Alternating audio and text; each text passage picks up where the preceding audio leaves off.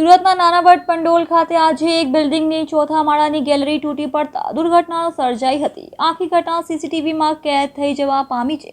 નીચે ઉભેલા કેટલા ઇસમોનો આબાદ બચાવ થયો છે, જ્યારે એક સાયકલ સાથે રમી રહેલી એક બાળકીને સામાન્ય ઈજા થઈ છે, જ્યારે એક મહિલા પર નીચે પટકાઈ હોવાથી ગંભીર ઈજા થઈ છે। સુરતના નાનાવડ પંડોલી ગલીમાં ચોથા માળની ગેલેરી તૂટી પડી હતી। બિલ્ડિંગની ચોથા માળની ગેલેરી જર્જરિત થઈ જતા તૂટી પડી હતી। अचानक दुर्घटना बनावती विस्ताરમાં લોકોમાં ભાગદોડ મચી ગઈ હતી। આ ઘટનામાં સાયકલ પાસે રમતી બાળકીને સામાન્ય ઈજા થઈ હતી, જ્યારે આસપાસ રહેલા અન્ય લોકોનો આબાદ બચાવ થયો હતો। જો કે એક મહિલા ગેલેરી પાસે એક મહિલા પર નીચે પટકાતા ગંભીર ઈજા પહોંચી હતી। ગેલેરી તૂટી પડતા આસપાસથી લોકો એકઠા થઈ ગયા હતા અને ફાયર વિભાગને જાણ કરવા આવી હતી।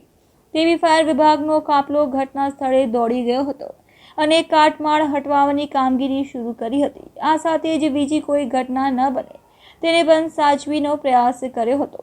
મહેશ પટેલે જણાવ્યું હતું કે 5:30 આસપાસ ગેલેરી તૂટી પડી હોવાનો ફાયર વિભાગે કોલ મળ્યો હતો। અહીં આવીને જોતા ચોથા માળની ગેલેરીનો ભાગ પડ્યો હોવાની જાણકારી મળી હતી।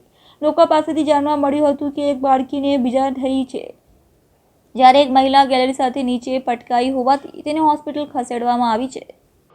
सब officer Mahesh Patel Ghazipur fire station. हमने फायर कंट्रोल रूम में एक कॉल મળેલો लगभग 5:30 વાગે કે નાણાવડ ચંડોળની પોળ પાસે એક મકાન ચોથા માળની મકાનનો ગેલેરીનો ભાગ કઈ પડી ગયો છે।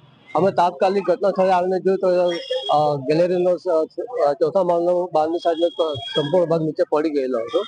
હવે અમે અહીંયા આવે એ પહેલા કોઈ છોકરી કઈ ઉપરથી નીચે આવીને પડી ગયેલી હતી, એમને કઈ એ લોકો માતા પિતા એ લોકો હોસ્પિટલ લઈ ગયેલા હતા। બીજી એક નાની છોકરી કે સાયકલ ચલાવતી એમને પગમાં થોડું વાગ્યું હતું, એ સામાન્ય ઈજા છે।